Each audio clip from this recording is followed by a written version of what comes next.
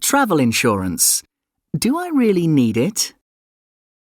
Regular readers of my column will know that the complications, costs, and pitfalls of insurance are subjects I regularly try to tackle. Often, I get follow-up inquiries from readers as a result. But the last article, 2 weeks ago, drew a very unusual response. It came from a reader called Edward, and here, slightly edited, is what he said. I am in my mid-60s and have been travelling regularly since my late teens. At present, I live in China and take about 60 to 70 flights a year, both inside the country and abroad, including to some dodgy places. I have never once paid for travel insurance. Naturally, I've had mishaps and dozens of cancelled flights.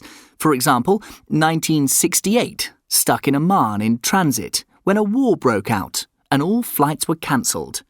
I treated it as an unexpected opportunity to visit the city. 1972, Rome. All documents and money stolen.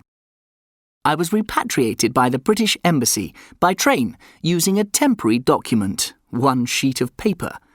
I had to pay back the fare on arrival and received nothing else, surviving until Dover on fellow passengers' snacks. I've always put these incidents down to experience and dined off some of them for years.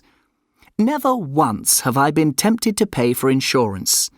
Indeed, it is my firm conviction that in the end I've lost far less cash than I would have paid for policies. Moreover, many people I know have been ripped off by insurance companies that refuse to pay or find ways of paying less than the customer expected. Do you sincerely believe that travel insurance would have been worth it for me in the past, or will be in the future? Obviously, Edward's approach is not for everyone. He is clearly a highly experienced traveller, and he apparently enjoys taking risks. But he did make me think again about the whole question of travelling without insurance. After all, very few of us would bother to insure ourselves if we were spending a couple of days in London. So why do we rush out and buy cover when we jump onto a train to Paris for a weekend break?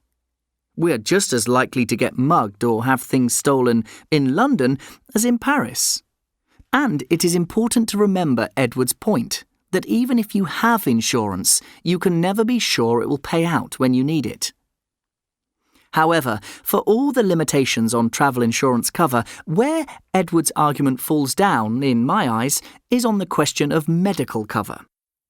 The Foreign Office travel advice pages, fco.gov.uk, are explicit in advising us not to travel without insurance, and the examples it uses to explain why are the potentially high costs of hospital treatment and medical repatriation.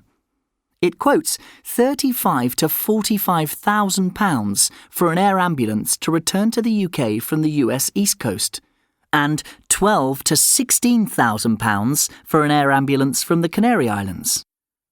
The chances of having to use these services are minuscule, but the costs are so substantial that they would be a significant issue for most of us, and not one we would like to have to deal with in such circumstances. On balance, while Edward's approach sounds temptingly refreshing, he is leaving himself open to some potentially very expensive risks.